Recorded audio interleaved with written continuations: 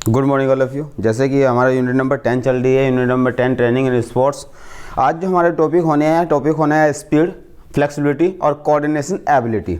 ठीक है, इससे पहले हमने आपको जो टॉपिक कराए थे वो कराए थे हमने एंडोरेंस का कराया था, एंडोरेंस ट्रेनिंग कराया था। उसमें हमने कंटिन्यूस ट्रेनिंग कराई थी, इंटरवल ट्रेनिंग करा दी, आपको फार्टलेग ट्रेनिंग करा दी गई है।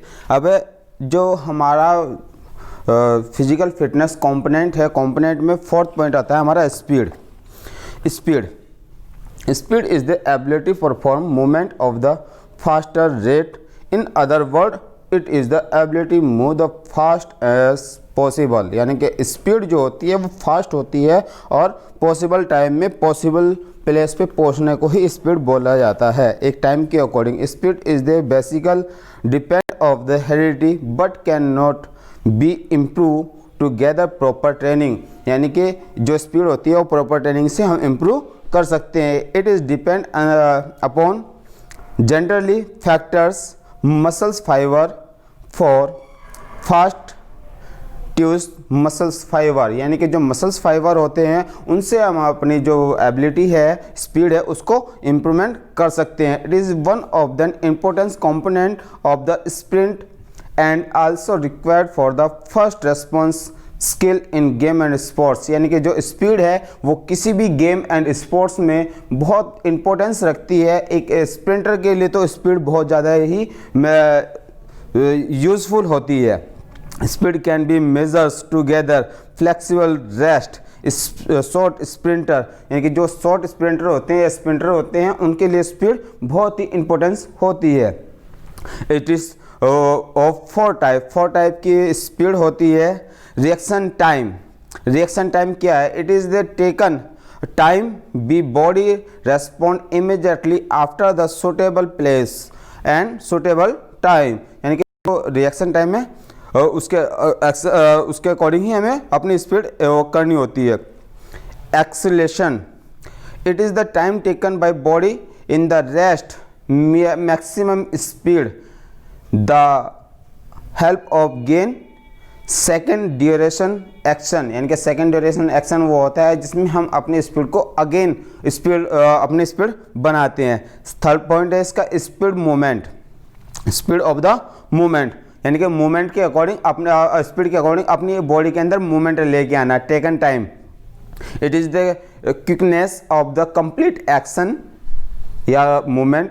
इन the word it is the time taken by the body perform complete action depend of the technique explorer strength flexibility coordination ability. यानी कि जो हमारी बॉडी के अंदर 4 पॉइंट होते हैं, टेक्निक होती है, टेक्निक हम रेगुलर प्रैक्टिस से सीखते हैं। एक्सप्लोरर जो हमारा माइंड होता है उससे जो हमारे मैसेंजर होते हैं। स्ट्रेंथ फ्लेक्सिबिलिटी हमारी मसल्स के अंदर किस प्रकार की फ्लेक्सिबिलिटी है। और कोऑर्डिनेशन एबिलिटी जो हमारा मैसेंजर होता है हमारा और हम बॉडी के अंदर जो मसल्स होती है, फाइबर होते हैं, उसमें क्या मैसेज आ रहा है और हमारी बॉडी के अंदर किस प्रकार से मूवमेंट हो रही है।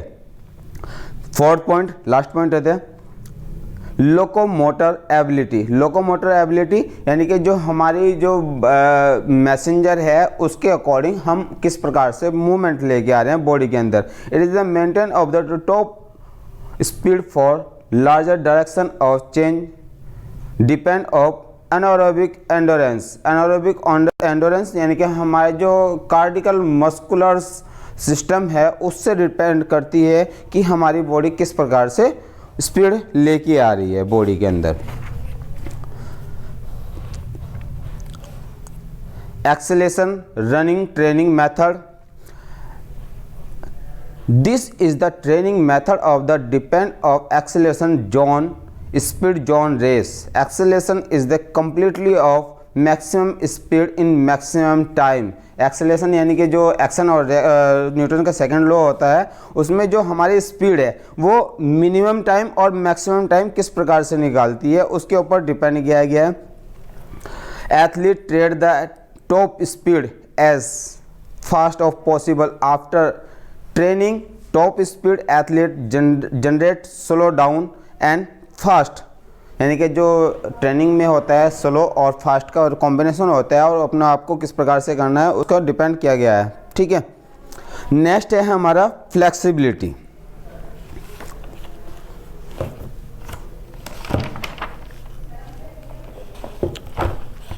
Flexibility. Flexibility is the flexibility is the ability of joint and move in the maximum range in world of the range of joint of movement maximum, यानी कि फ्लेक्सिबिलिटी जो होती है, जो हमारी मसल्स होती है और जॉइंट होती है, उसमें किस प्रकार की मूवमेंट है और कितनी जल्दी हम मूवमेंट लेके आते हैं बॉडी के अंदर, वो फ्लेक्सिबिलिटी होती है। Flexibility the scientific give the joint and depend upon the muscular structure of the our body.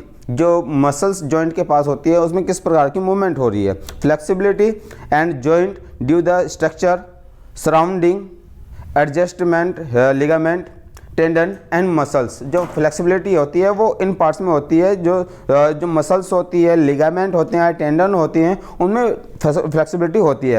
Active flexibility to type की होती है, active and passive. It is the perform without external help. यह तो जो active होती है वो तो विदाउट एक्सटर्नल हेल्प की भी हो सकती है और सेल्फ मूवमेंट भी होती है। ये भी टू टाइप की होती है, स्टैटिक फ्लेक्सिबिलिटी और dynamic flexibility. Static flexibility is the flexibility perform the check of quick person, यानी क्विकली हमारी बॉडी के अंदर होती है। Dynamic flexibility is the flexibility perform the motion of movement, यानी गति के साथ मूवमेंट होता है।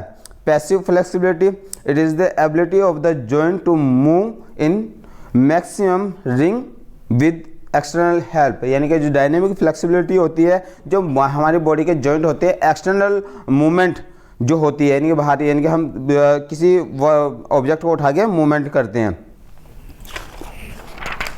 नेक्स्ट है हमारा कोऑर्डिनेशन एबिलिटी। लास्ट टॉपिक है इस यूनिट का। लास्ट टॉपिक जो सर्किट ट्रेनिंग था, सर्किट ट्रेनिंग मेथड वो हमारा डिडक्ट कर दिया गया अकॉर्डिंग CBSE बोर्ड। ठीक है, कोऑर्डिनेशन जो है हमारा coordination ability are those ability of individual which enable of the individual to various physical and mental activity in proper and systematic way. यानी कोऑर्डिनेशन जो होता है हमारा फिजिकल और मेंटल एबिलिटी के ऊपर डिपेंड होता है। फिजिकल एबिलिटी क्या है हमारी और मेंटल एबिलिटी किस प्रकार से और एक सिस्टमेटिक वे से हमें लेके जाना होता है। Coordination ability are depend of the coordination procedure of nervous system and muscular system। जो coordination ability है हमारा nervous system messenger जो होता है उस पर, और जो muscular system है उस पर डिपेंड होता है। without depending of the coordinative ability in sport person control give the better result in the field and sport because is the very game and sports coordination ability play of the very important role of way of success।